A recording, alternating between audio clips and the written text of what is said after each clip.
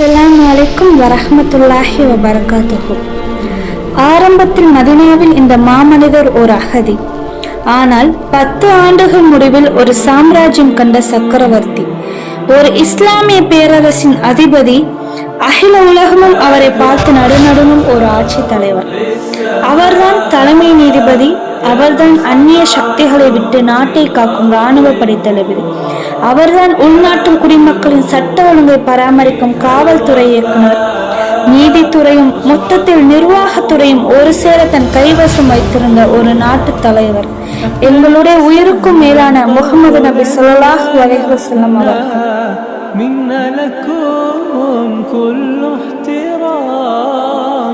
أنتم بنيتم أنتم زرعتم في همة حب الأنام في همة